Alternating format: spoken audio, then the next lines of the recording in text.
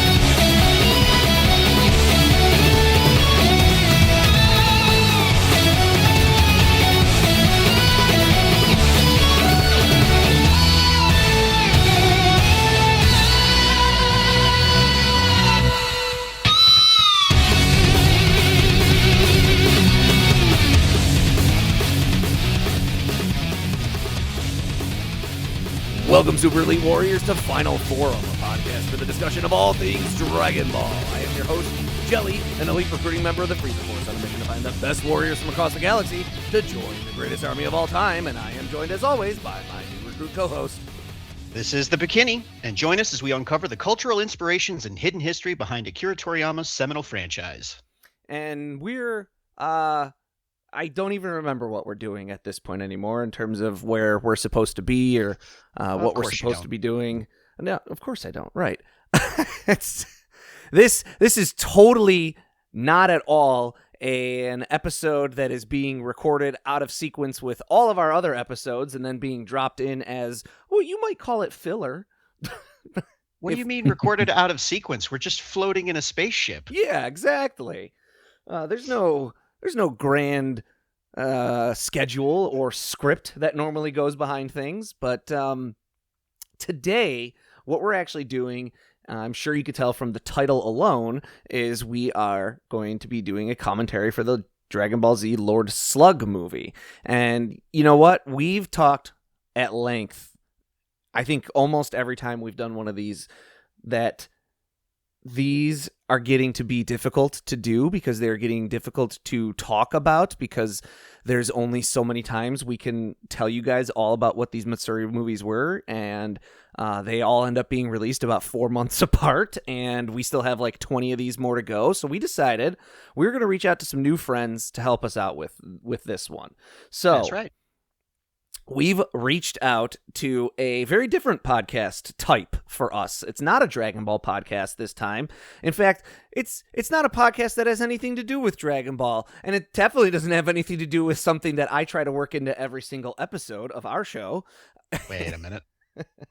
And so we've reached out to the guys from Kaiju versus History. So joining us today is Patrick from the Kaiju versus History podcast. Hello. And Hey, his co-host, Myles. Hello. Thanks for having us. Yeah, thanks for being on, guys. And, Thanks for being here. And yeah, No problem. We're very excited.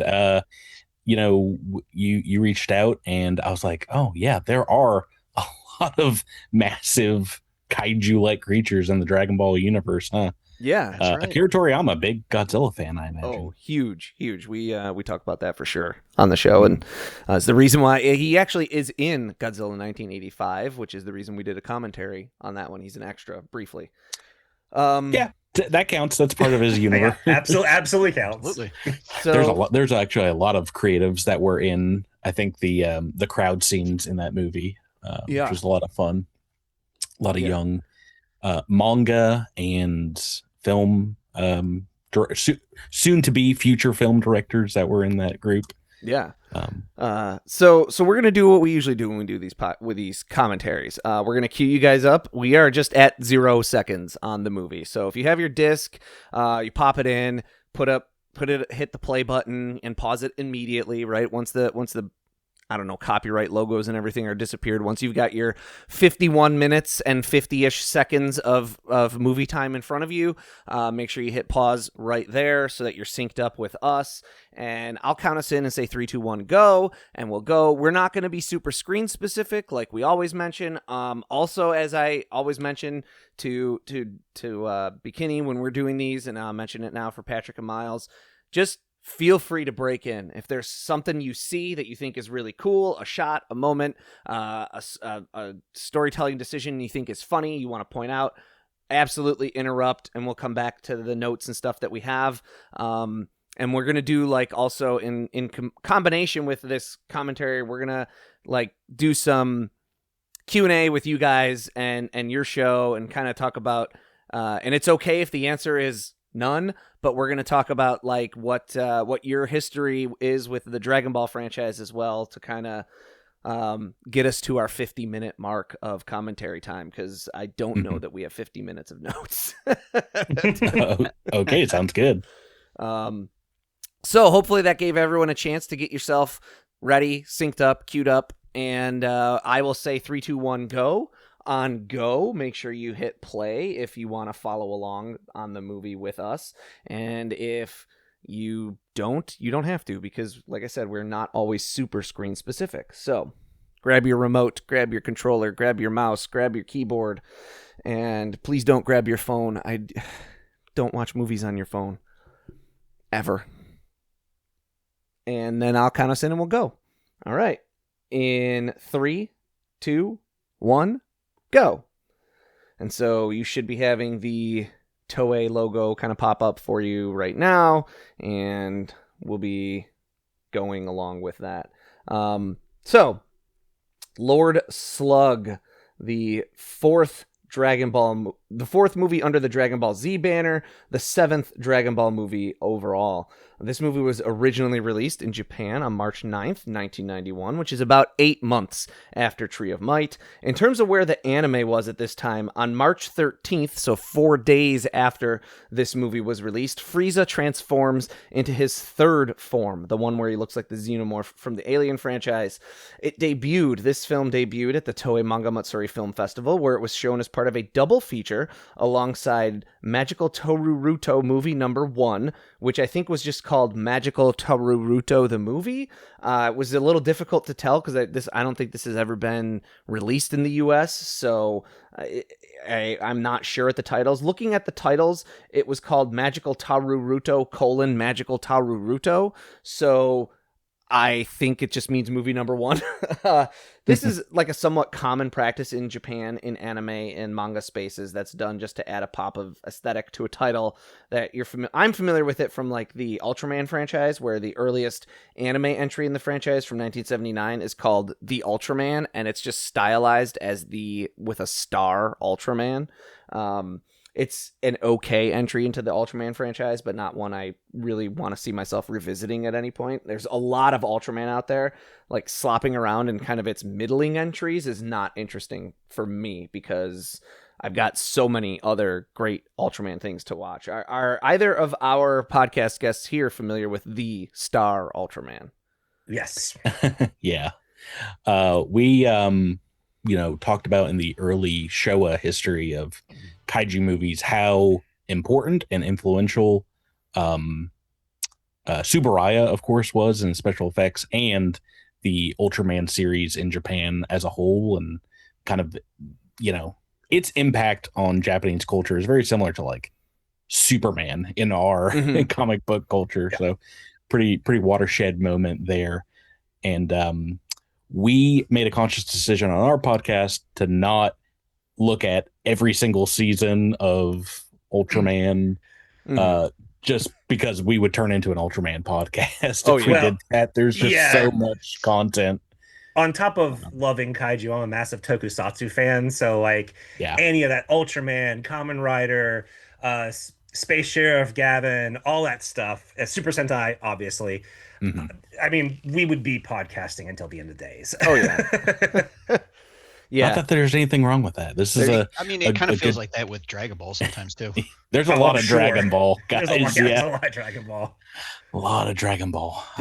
This part right here that we've got is a pretty infamous moment in Dragon Ball history. We're talking about what's on the screen. The whistling for this movie is. Who's this Godzuki-like character here? Yeah, so this is his name in the US is Icarus. In Japanese, it's Haya Dragon, which I've heard translated as Higher Dragon, and his design is based on a character from Dr. Slump, which was Toriyama's first like big hit manga. Was a big enough hit that he actually didn't ever need to make Dragon Ball. He was pushed to do that by his editors, who were like, no, we cannot let our cash cow retire. So Icarus's design is based on that guy, and that guy is named Taxi Dragon, and he is literally like a taxi that carries the characters around. So for this character to be called Haya Dragon or Higher Dragon kind of makes some sense.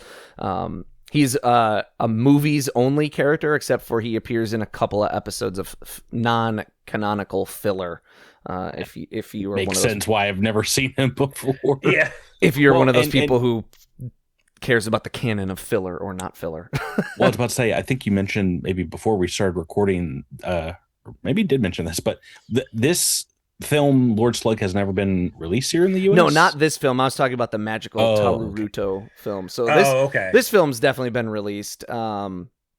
Actually, I think we've got it. I'm not sure if we've got it in our notes, but we can kind of talk a little bit about it now. This was the first movie in the movies that Funimation actually released, and it's the first one where they used their nu metal music scores. If you're familiar with like if you're a listener out there who's really familiar with like the Cooler movie having Change from Deftones as part of the soundtrack, that actually started in this movie. This was the first movie that they used the like the nu metal tracks as the score. We talked. I love the Deftones. I mean, I can't speak for Myles, but almost all of my Dragon Ball watching in the 90s was Toonami. And I don't think they ever brought the movies over to TV. They did for a couple of them. So they did. Were they later ones? For the one right before this, actually, Tree of Might, they aired it as like a 3-part.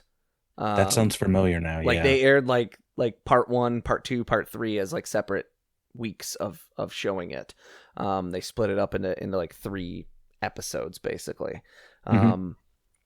I don't know about the others, if they released them. I think they did World's Strongest, if I remember correctly. Okay, I remember they did for sure. Tree of Might. So, but yeah, I started with Dragon Ball on Toonami and was a huge fan of that, and then probably only watched the first few seasons of Dragon Ball Z up until they left Earth and those adventures. But I don't think I've really revisited it much outside of like the manga since then. Like there's been 25 something odd years of of other content that's come out in the Dragon Ball world.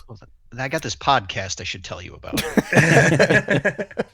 Well, it's just one of those things that it's so daunting. There's just so much Dragon Ball to get into. I have tried to go back and rewatch the original from time to time, and they're like chicken soup. The original Dragon Ball. They're just quaint, so fun. I have that issue, and I think I've talked about it on our show. I have that issue sometimes where like all of Dragon Ball is such like a cozy comfort food watch for me that like, and just by nature of, I have a family and job and everything, I end up watching a lot of it late at night when everyone has gone to bed and I'm just finally by myself. And it gets sometimes where it's so just comforting for me that I'm like, and then I'm out like a light like 10 minutes later. Yeah. And it takes me like 3 days to watch a 25-minute episode. Do you think part of that might come from a lot of times when we were watching this show when we were younger, you were watching it late at night?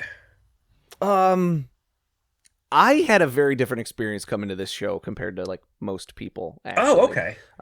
I've talked about it before, but basically I saw an episode of this show late at night on those like initial kind of Toonami airings when they would, and I thought it was ridiculous because the main character's hair changed color from scene to scene, and I was like, this is terrible. Like, it can't even keep the character's hair color the same. And I walked away from it for a very long time until I started hearing it being talked about more and more and more and more as like just a popular thing. I was like, well, maybe I'm missing something. So I went back to it. And there's a cave painting there of a very large creature. Sorry, my kaiju senses were. I was like, I've seen that in kaiju movies before. And that's what you're here for. Don't be ashamed. The MonsterVerse ripped this off. That's been done just so many times. It's like, oh yeah, the ancient Egyptians saw the giant creatures, or the cavemen did. Yeah, I think my first introduction to the franchise was my brother had was more of a Toonami watcher, like for that specific era, like the Gundam Wing of it all. Mm-hmm. And so he had bought a 2-disc or 3-disc set that was like the first, I think, 13 episodes of Dragon Ball. That first little run where they find the Dragon Ball, it kind of wraps up really nicely. And I really liked that. And then I caught an episode of Dragon Ball Z on Toonami, and I kind of had a similar experience where I was just like, yeah, this is not for me at all. But it's weird because, like, someone who has grown up with like Toriyama's art, like Chrono Trigger and everything, I love the way things look. I love the design. I love Toriyama's line work that's associated with his style. Like, but for whatever reason, Dragon Ball Z just didn't hook me until I started playing the Budokai games. There you go. I like Patrick. I kind of want to revisit it. I had a buddy, mutual friend of ours, go through. I think, what's the abridged version? Kai. Is the the edited takes out the filler type version, I thought about trying to go through that just to see if maybe that changes things for me before making a much larger jump into the franchise as a whole. It's a tough thing because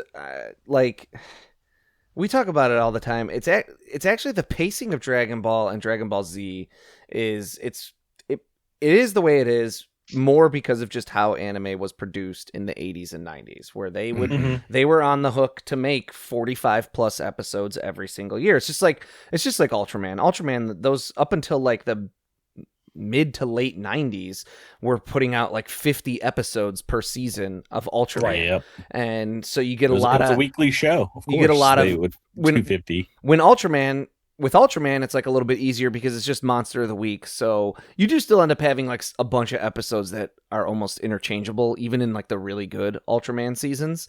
But with Dragon Ball, what the only thing you can do is just kind of pad for time. And we actually have talked about a lot the filler, the actual like filler episodes, when you get like an episode that just nothing in that episode ever happened in the manga, is actually usually really good and fun and entertaining because it's usually like a self-contained fun adventure or just something crazy, like they go and get their driver's licenses, right? And that's just like it's just funny.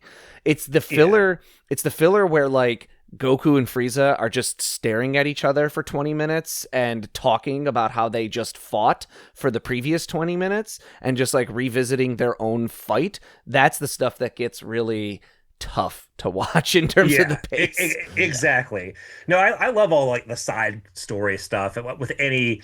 I mean, these days most of it is like, oh, this cast went to the beach, because you gotta make that fan service. So you'll have like your sort of online side story that's they went to the swim center that day, or something to that effect. As I know you guys have probably mentioned it on your show, but as someone who's a bit of a Dragon Ball Z and neophyte, are these movies that we're watching now, the festival movies, are they canon? Is this something that people would have had to have watched to understand the greater Dragon Ball story at large? No, what these movies really are is, and this is what the whole Toei Manga Matsuri kind of was. It was like, we have shows that are popular on TV, and we have manga that are also popular. So in order to in order to stay active as a movie franchise at a time, like sort of the genesis of these, at a time when Japanese movie theaters were nearing bankruptcy and failing, they would put out movies of their shows in order to get people interested. So what the Dragon Ball ones especially are, by the mid 90s, and certainly even before that, Japanese viewers had figured out that, like, why should I go to these movies? They are just compilations of episodes. Right. So what they decided to start doing, and they started it before even the Dragon Ball ones, is basically this movie is essentially a commercial for what's happening in the show at the time that the movie is released. It's not, this is what the show is at this point, but it's like, here, the general story of Dragon Ball at this time was an evil space tyrant. In this case, in the anime, it's Frieza, not Lord Slug, is trying to collect all the Dragon Balls so that he can wish for immortality, so that he can rule the universe forever. That's the story of this movie. This Lord Slug wants to gather all the Dragon Balls so that he can become eternally immortal and be the Lord Emperor of the universe forever. And the movies reflect what's happening in the show without just being a one-to-one, so that they could kind of sort of trick like regular anime viewers into going and seeing something that they hadn't seen already. And then also, if you, the regular anime viewer, took your best friend who was not a regular anime viewer to this, and they're like, wow, that was really good, you'd be like, yeah, that's what the show is like. Mm-hmm. That's pretty cool. I actually like that approach. Much more than a compilation movie. Yeah, definitely is a reason to go out to the movie theaters and be like, oh, this is like its own little story. And like you said, it was shown back to back with another animated film, which I'm sure was probably pretty popular at the time. I don't know anything about Taruruto-kun. Yeah, but, it's a lot of what, that's a lot of what they would be on a double or triple bill. Yeah, it was like a kids film festival. It's a lot of what like modern, like My Hero Academia's movies are not canon, but they do slot in nicely, kind of. These don't slot in nicely, but that's the same kind of concept. They're just these sort of isolated adventures that have no bearing on the actual show. I gotcha. So it's not like a Cowboy Bebop situation where like this takes place between episodes 23 and 24. No, not or like a Evangelion, like End of Evangelion type of thing. No, it's its own little in story. So yeah, this movie is directed by Mitsuo Hashimoto and written by Takeo Koyama. If you want more on Koyama, you as a listener, you can listen to our Don Dracula episode from October of 2021. Music is once again by Shunsuke Kikuchi, and you can hear us talk more about Kikuchi on our Gamera versus Guiron commentary from October of 2025. Not too long ago. Yeah, we just did that one. That was a good episode. It was fun. Fun movie. Lord Slug earned 2.2 billion yen in Japan, or about $16 million. The box office between Tree of Might and Lord Slug, the difference was actually considerable. It grew from 1.3 billion so that's an increase of about 850 million yen, or $6 million, which is also a 62% increase in revenue in less than a year in between releases. So Dragon Ball had already been a hit, but this is the point.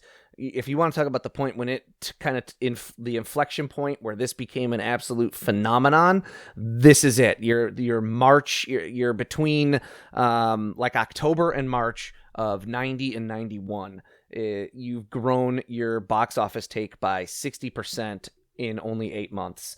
I'm sure there's other factors at play in terms of the release timing and the cultural landscape of March of 91 in Japan, and this being a double feature rather than the usual triple or quadruple. So you only had to your kids only had to be entertained for 3 hours, and you could probably just put a lot more screenings of this in a day.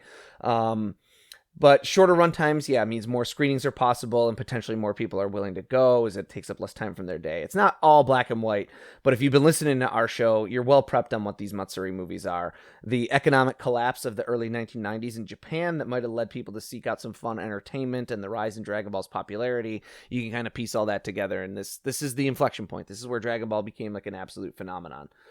If you haven't been listening to us and you're here because Patrick and Myles joined us today, then this is, your cue to go back and start listening to our other episodes. Please. To my knowledge, this was the largest entity in the Dragon Ball universe. What we're seeing on screen here, the dragon who's got the balls. Shenron. Yes. Shenron, yeah. Which basically just translates to dragon, actually. Interesting. Yes. So I've seen it several times in the show, basically. I mean, is there any part of the show that's not focused on someone or a group of someone's collecting the Dragon Balls? And oh, sure. I guess there's the tournaments and things that happen. Yeah, there's the tournaments. Most of the major arcs are someone that's seeking that great power. Right. There's the tournaments. Those aren't usually like focused on the Dragon Balls. And then the Cell arc and the Majin Buu arc, both later on in Dragon Ball Z, definitely are not Dragon Ball focused. That's kind of almost a big part of where people who think that the franchise should have stopped with the end of the Frieza arc kind of have their argument of like, well, the future villains don't even care about the Dragon Balls anymore. The Dragon Balls themselves just become these sort of like plot, not even plot devices, but like just they're like the easy button to fix something that the villain did.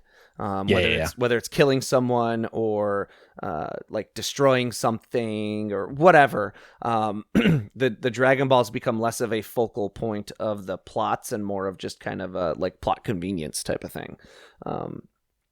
There's the Dragon Balls themselves kind of lose importance over time.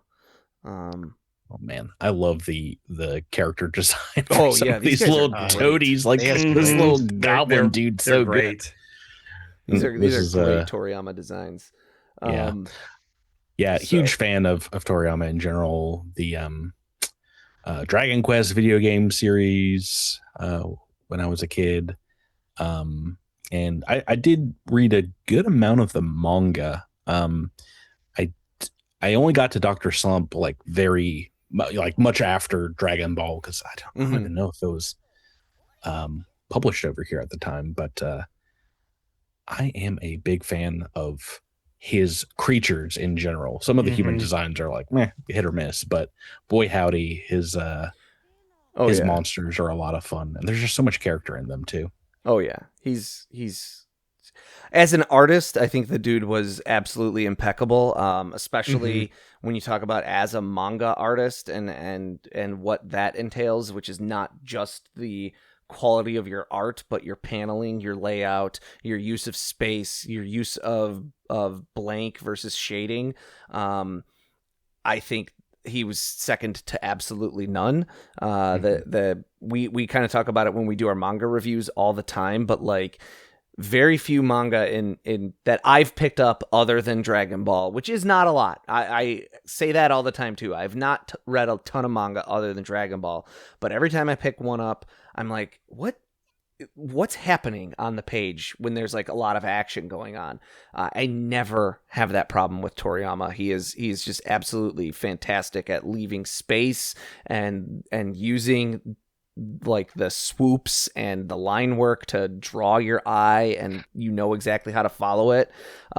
Second to none, really, honestly. Guy was an absolute genius with that. He's a phenomenal artist. Yeah. So many of the problems that people have with Dragon Ball Z being as long as it is, and now One Piece, the anime being as long as it is, I never had that problem in reading the mangas, because they are paced as like monthly chapters that would come out in Shonen Jump or other kind of kids magazines, and for the most part they were paced out extremely well by the artist / writer who would, not want to have a terrible issue come out and people be like, oh, this one was terrible, I'm not going to read it next month, or I'm not going to pick up Shonen Jump. A lot of pressure in that industry. Yeah, and if you go back and read the collected volumes, which are usually like a half a year of the stories, the manga, right? They're usually pretty well done. And even if an artist or a writer takes a large period of time off and then comes back to a series, it feels like no time is lost. I'm a big fan of Hunter x Hunter as well, and that series has had several pauses. So and to me, there's so few manga artists that have a very specific style associated with them. Like you think of a lot of different kind of mangas, and so many have different styles, but like Toriyama has a style that's in a league of its own. And it's one of those things that you like, people will look at something like, oh, that's like a Toriyama. And I know very few manga artists in the modern age that people talk that way about, if that makes any sense. Yeah. Like I was trying to think of a manga, and I've read my fair share. One of my favorite anime / manga is, Full Metal Alchemist. And even that manga, I'm more interested in the story and some of the core designs, but the actual artwork is fine, but I'm not going to compare other works to it, if that makes sense. Like this is a random one, but one of the few manga that sticks out to me in the last, maybe 20 years that I read where the artwork really blew me away was Pluto.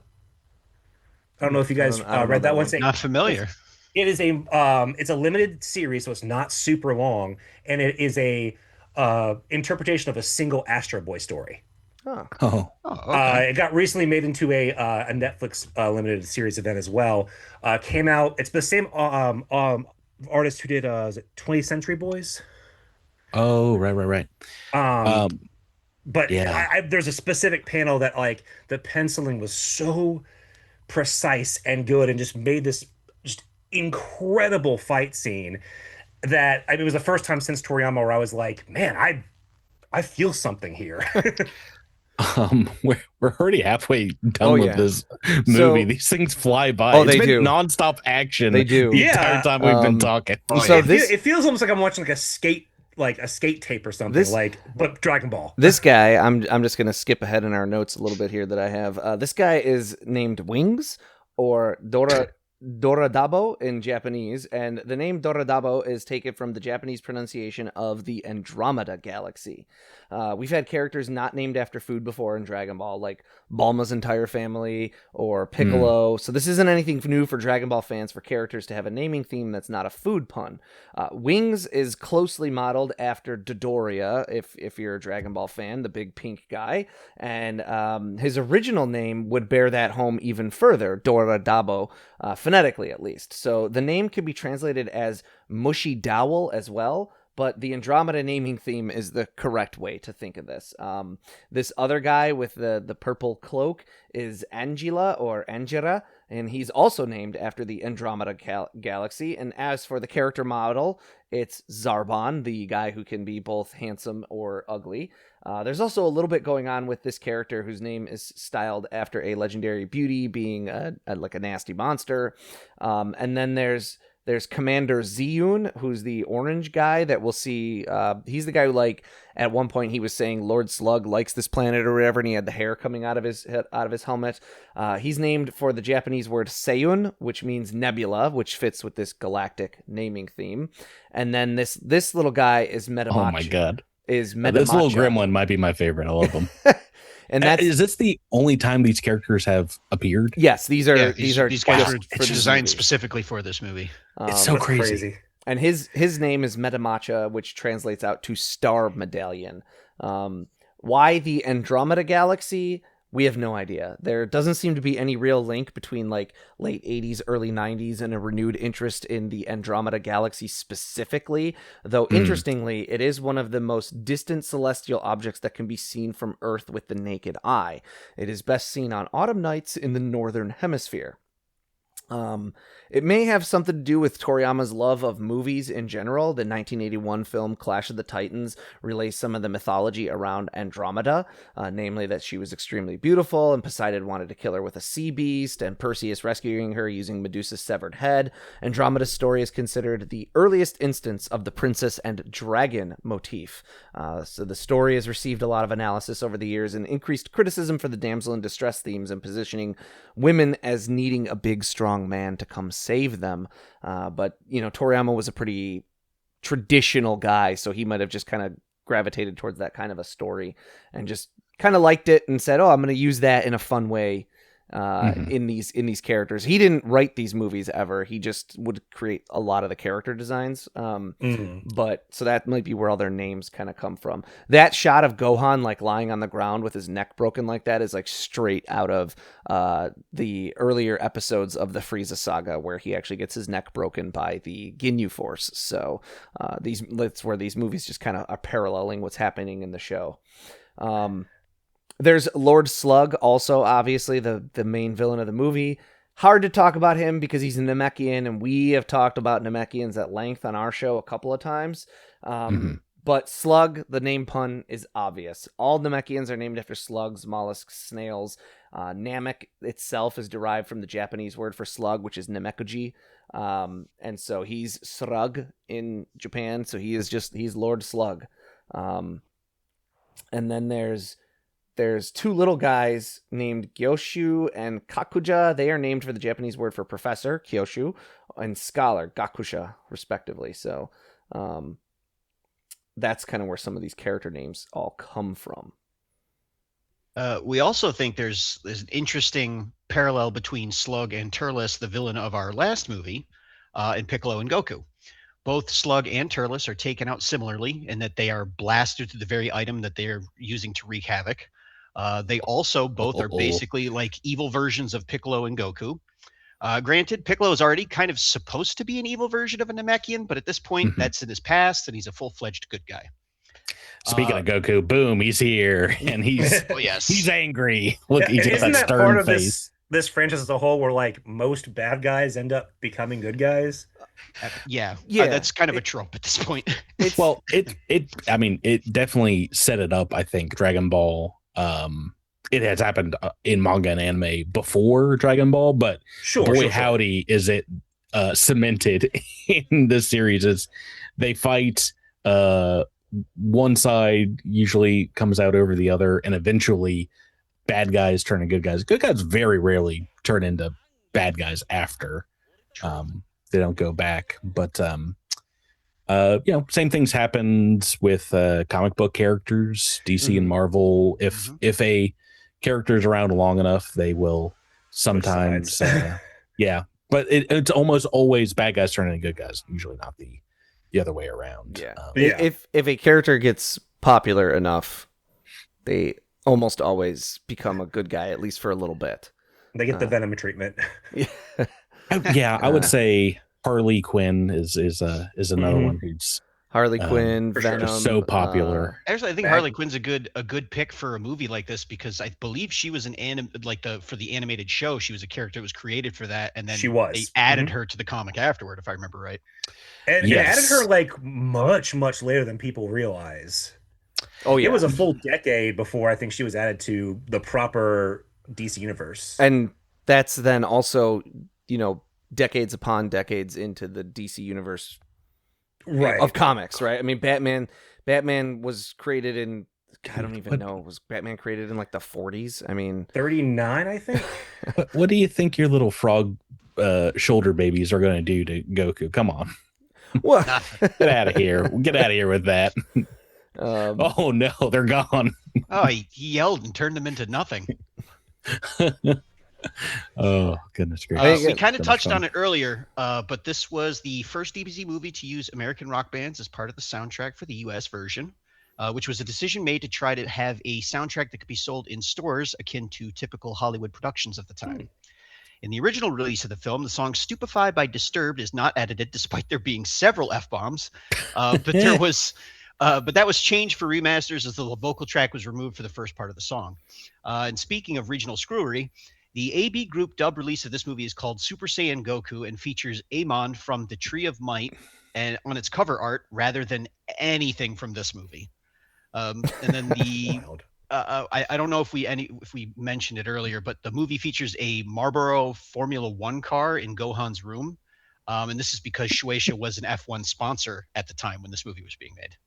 That's cool. That's cool. There's another thing that we failed to mention very early on. There's a van with a logo Tama on it and a black cat's face, and it looks like the character Tama or Scratch, who often appears with Bulma's dad, Dr. Brief. This is possibly a fun little nod or reference to one of Japan's real-life largest companies, which is a delivery company, Yamato Transport, which is often colloquially referred to as Kuroneko, or Black Cat in Japan. It's a massive company over there, and the Black Cat logo is as familiar to Japanese people as the McDonald's arches to Americans. I remember being there and seeing that logo everywhere and being like, and after a while, finally being like, all right, what is this? Like, I see this logo everywhere I go.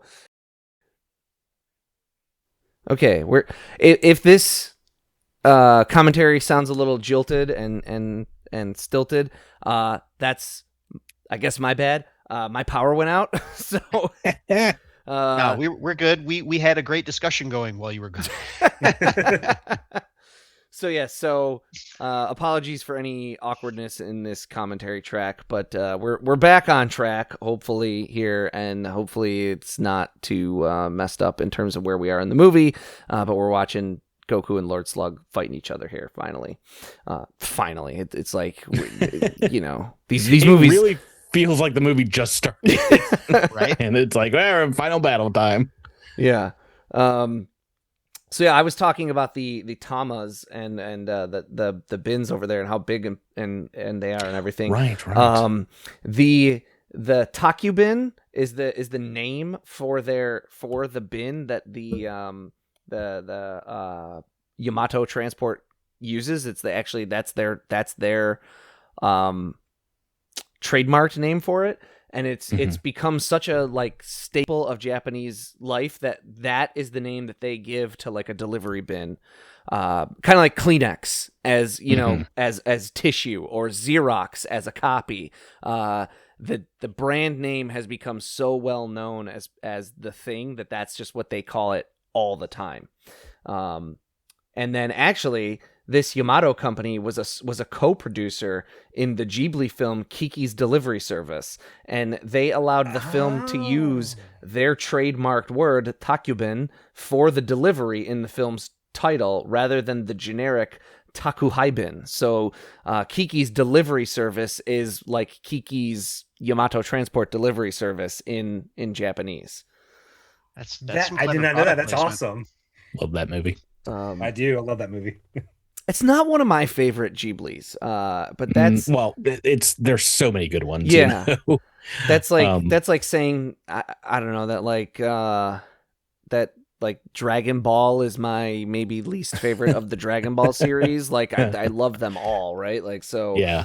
I mean, especially any Ghibli that was actually done by Miyazaki. His son. But I also love Isao Takahata in terms of Ghibli directors. So yeah, I don't know a whole lot about this street that we're seeing. Iguana Street and everything like that. I do know that Toriyama just would have approved. I guess he really liked to use English lettering in the manga. That's a unique feature actually of Toriyama's style, is that he used English lettering for sound effects. Not all the time, but just more than anyone else ever would have at the time. What was the budget for these movies compared to the show? About the same as producing about the same. A few episodes. I mean, it's definitely episodes of the show with there's definitely episodes of the show with less budget than this, but I mean, they would produce these just kind of along with producing the show. That's where all the directors and everything that I mentioned, Takeo Koyama as a writer, he was also a writer on the series. The directors are usually directors of episodes. So I mean, they just produce these along with episodes of the show. It was like, oh, good, bonus. Bonus work that we have to do that we don't get paid bonus for. Yeah, basically the animation companies were like, hey, we already have all of these resources to make these movies, so let's just make them using our TV resources, and then we can just, sell tickets in the movie theater. Yeah, which is part of the draw of why they made so many of them. So I was just noting that it did seem, despite the fact that it doesn't look like a ton of money was used. Maybe it's Toriyama's style lending itself to just always looking good. But I was like, this is a pretty good looking movie. Mm-hmm. A lot of them really are, and it tends to be because they're not reusing any animation. They're using they're doing the animation kind of from scratch. Good episodes of the show look this good, I will say. Like, not all episodes of the show, but good ones. There's been, especially recently, Bekinney, I feel like we've said a few times in some recent episodes, like, ooh, the animation in this one's particularly good. I'm thinking especially the one where Frieza and King Cold show up and fight Trunks. Yeah. That episode or two right there look absolutely gorgeous. Yeah, so there's some good looking episodes of the show too. So what we're seeing with Goku fighting Slug here is the only appearance actually of something that's called false Super Saiyan among the Dragon Ball fandom. Yeah, his hair's not yellow yet. This movie was entirely produced and released before the Super Saiyan form first debuted in the pages of the manga, which was just 10 days after this film's release. Super Saiyan finally debuted.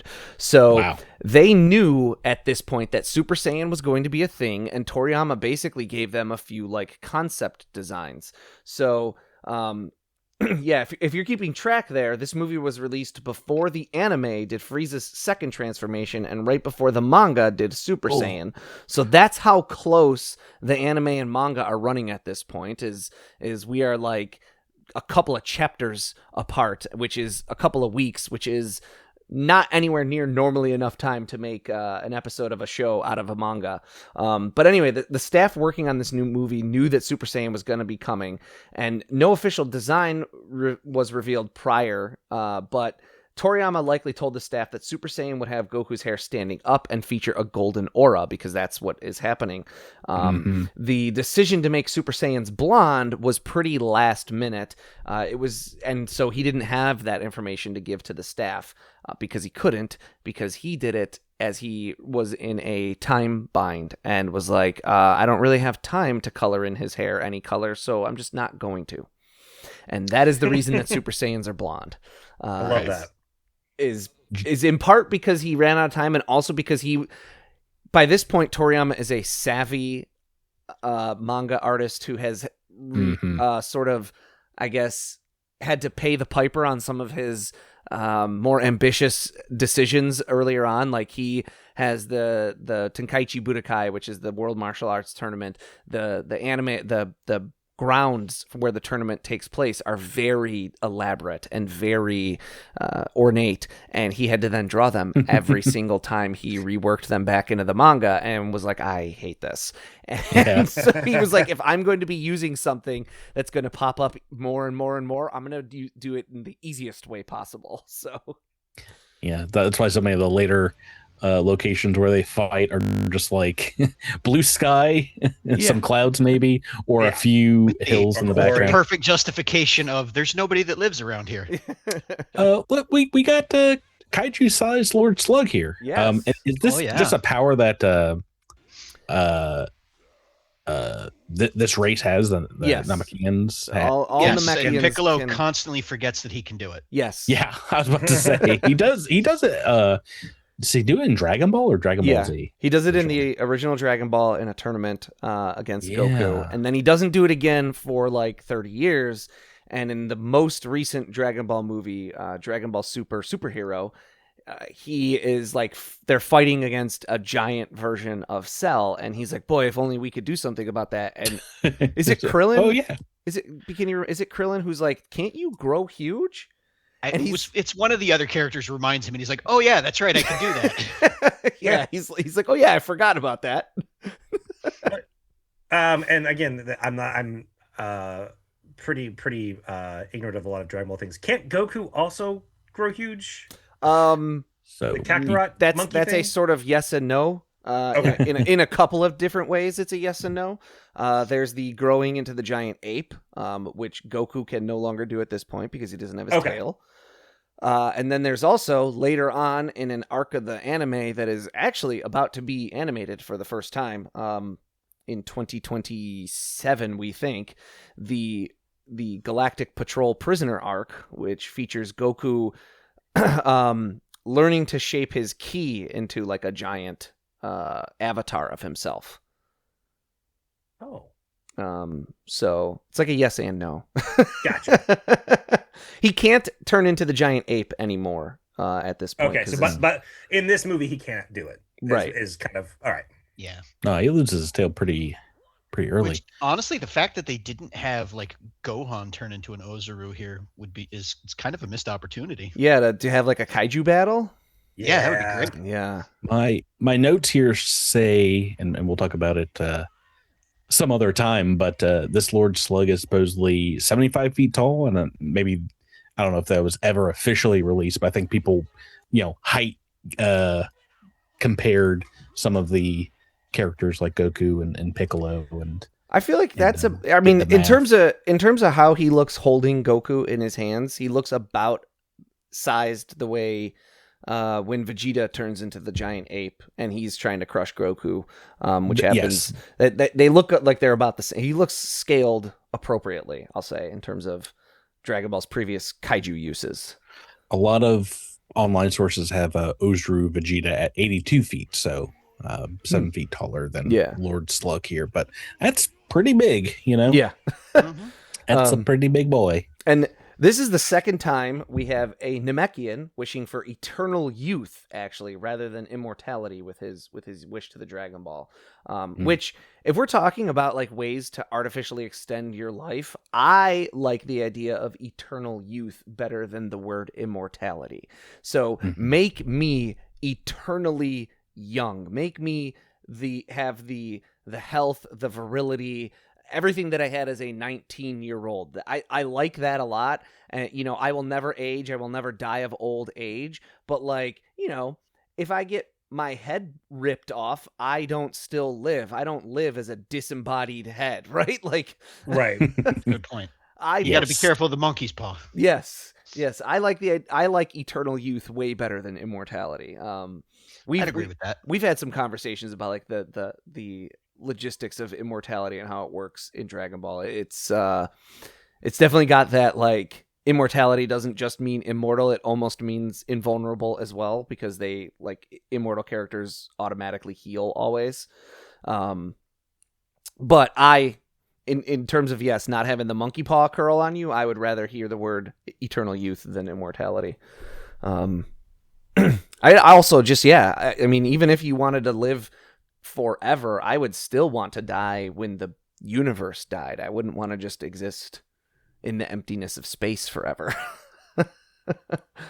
So speak for yourself, Jelly. I'm gonna be cruising into the singularity myself. At a certain point, when we were talking about like the Iguana Street and them fighting in that like carnival, Goku gets knocked through a window, and there's a toy that actually resembles Luffy from One Piece. But this movie debuted 6 years before even the One Piece manga. So the resemblance, at least from the Dragon Ball side, is completely coincidental. Now, is there a possibility that remind me Ichiro that Ichiro Oda saw this movie and kind of clocked that background character and was like, oh, that's super cute, and just sort of subconsciously stowed that in his brain for use in the future? That's a possibility.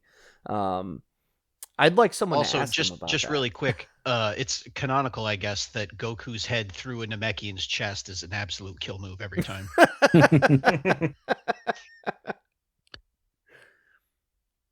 Does he explode? He fell into stuff that exploded. But no, it does not look like he exploded. Unlike King Piccolo, huh? Yeah. So he is stronger than King Piccolo. I should hope so. What a shot. There's so many good. Like we mentioned, there's this all is great. This animation is fantastic. Yeah, it was really, really great. Yeah. So yeah, we mentioned earlier, just kind of go back a little bit on these movies. You know, I think we mentioned offline that this came out as like a Matsuri festival, which if just in case we've got any listeners joining us from Kaiju versus History for the first time here, you might be familiar with these as Toho did the Champions Matsuri Film Festival, which is like they would edit their own movies down into shorter runtimes for kids. That's like these movies debuted at those. So like we talk about this movie made $16 million at the box office. That doesn't sound like a lot, but actually it's more than what you would get in a similar block of TV programming for this amount of time. Right. So was this festival also over like a school vacation time? Yes. Because that was a big part of the Champions series. It was, you know, very profitable because there were a lot of kids out of school and looking for, usually over the summer, some way to beat the heat. Yeah, that's basically movie theaters are a way to do that. They were like ways to. I mean, basically, these movies are essentially like commercials for the shows that Toei is producing. So like, and the reason Dragon Ball is at so many of these is because Dragon Ball ran for so long, but it would also always be paired or often be paired with something else that was maybe on its first or second season, so that you'd try and get viewers into like Magical Taruruto or I forget some of the other ones that we've said have come along with these Dragon Ball movies. I know there was like it has been with some of the more popular shows. Like I think there was one that was with a Kaniku Man, the wrestler, which is like in terms of when I was in Japan, I would say like I saw a ton of One Piece, a fair amount of Dragon Ball, like a good amount of like Kaiju and Ultraman and stuff. But one of the things I saw a lot of that I wasn't particularly expecting was like Kaniku Man, is fairly popular over there. So there would be like sometimes popular stuff that would kind of team up with Dragon Ball as well. I think it's also important to note that making $16 million or the equivalent of in 1991 is very different than $16 million today. Right. Like that. This would have been a sizable hit, even in the States. And box offices and box offices back then versus today too mean very different. In an era where home video purchases and home video rentals would have been a much bigger market. The pressure on making your money at the box office was a lot less, because you would count on having a viable home video and rental strategy as well. A lot of movies from like the 80s and 90s that got sequels only got sequels because their home video sales were so good. Right. Also, just really quick, Goku is driving without a license here. That's true. Lock him up. I was gonna, before we mentioned the festival aspect of it, I was initially going to ask when I saw it was an hour-long movie if it was, you know, similar to like a V Cinema release, because those were usually about hour-long releases. Yeah, Dragon Ball didn't do a whole lot of that. There's a couple of TV specials. There's one about Goku's father, and then there's one about Trunks. Those were TV specials, right? There's not a whole lot of like, there's not a whole lot of OVAs in Dragon Ball. That's kind of what threw me off. Is like this was considered a movie despite its length, but not an OVA, and it's not V Cinema. It's like its own little weird thing. Yeah. It's all this Matsuri Film Festival stuff, right? So it was a lot of fun. It's, you know, self-contained. It there's not a lot of downtime in it. They get to that action very quickly of the invading force, the alien invading force, and then Goku showed up about halfway through the movie, kind of Deus Ex Machina. A lot of good fighting, yeah. It is. It's a solid one, for sure. So we always do something as we get to the end of the movies. Dragon Ball, there are 7 Dragon Balls. So you can tell us what your star or your point rating would be afterwards if you need to get it a little more context. But we'll ask, and I'll start with Bekinney. But how many Dragon Balls? And you cannot do halves because you cannot break a Dragon Ball in half. So right. Bekinney, how many Dragon Balls out of 7 are you going to give Lord Slug? I give this one probably a 5 out of 7. I think it's got gorgeous art. I think Patrick's point, they get straight to the action, is a big point in its favor. I like that there's a little bit more action as far as like Piccolo's concerned. Gohan seems a little bit more involved in actually winning the day as opposed to completely relying on Goku to solve all the problems. But overall, yeah, for something that's this short, I think it's an incredibly entertaining watch, and I think it's good art. Myles, I'm gonna kick it to you. Okay. I'm actually gonna go a little bit higher.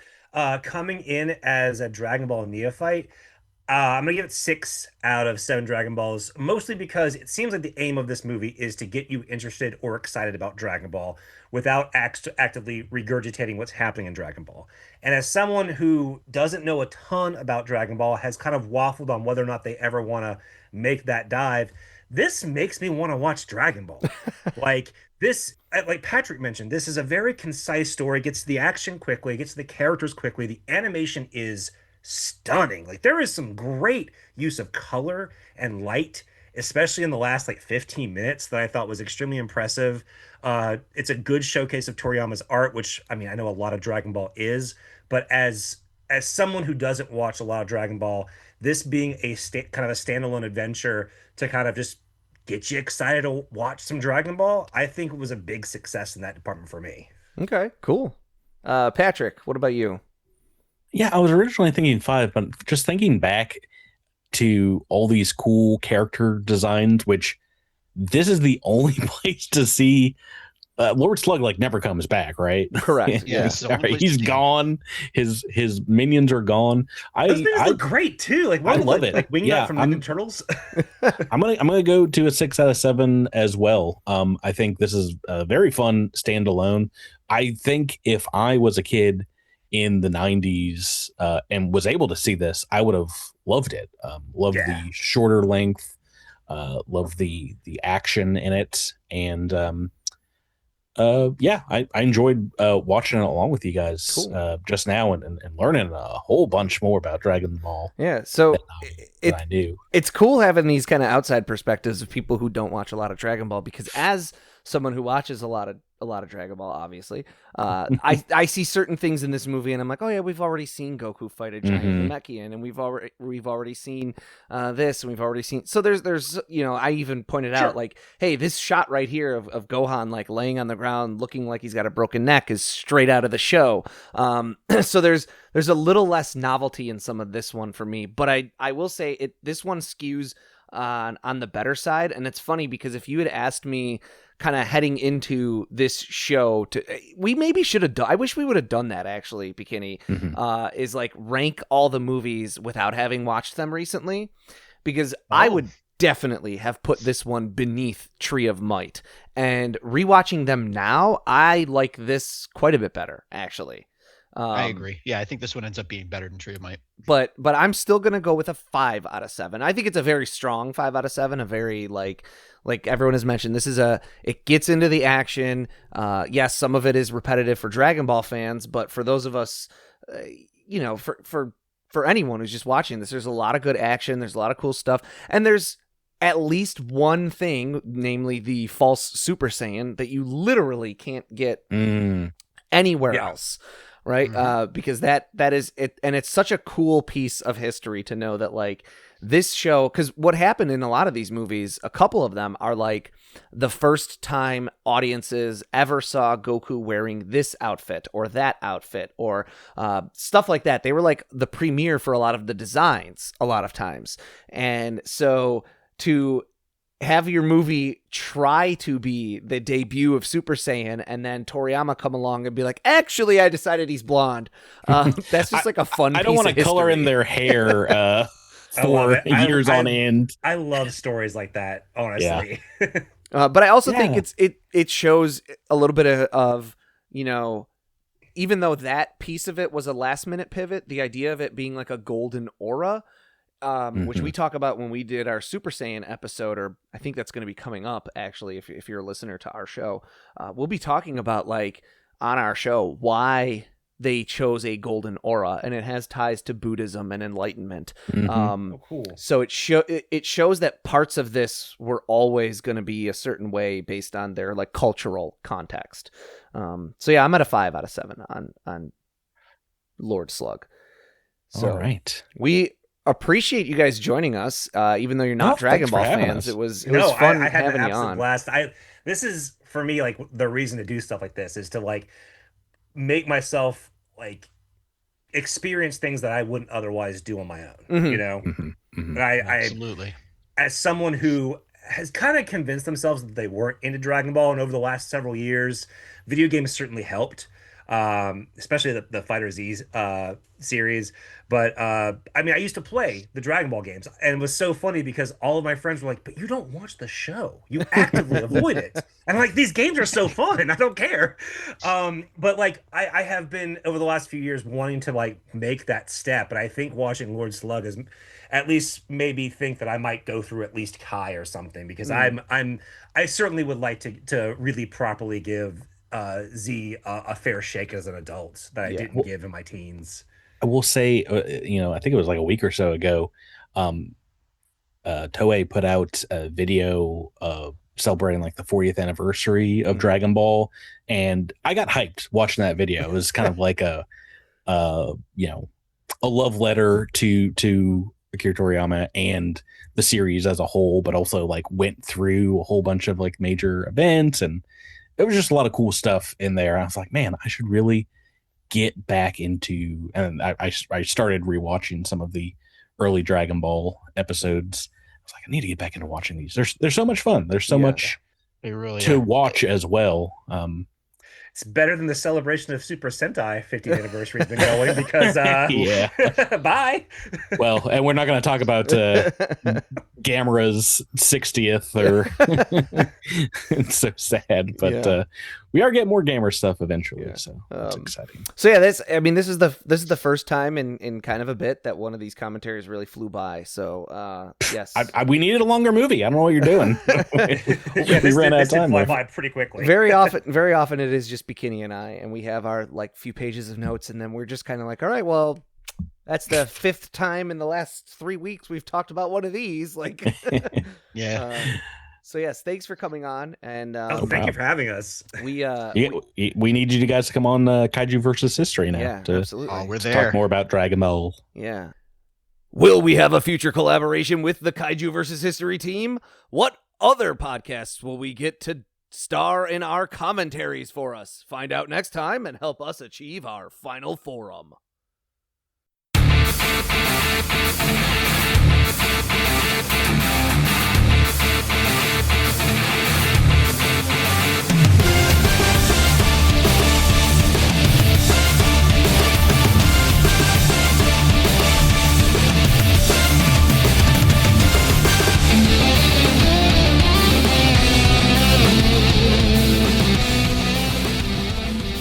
Final Form is written and produced by Tom Gwelly. It is performed by Dan Kinney and Tom Gwelly. Our webmaster is Dan Kinney. Our theme music is provided by YouTube content creator GVG Kid. Want to learn more about the Dragon Ball universe, including concept art, behind-the-scenes interviews, and recommendations from Jelli and Bekinney? Connect with us on social media. Like us on Facebook, follow us on Twitter at Final Forum Pod. Make sure to subscribe, rate, and review wherever you receive your podcasts. And of course, make sure to share it with your friends and family and help us spread the word of the glory of Lord Frieza. The Frieza Force thanks you for your listenership.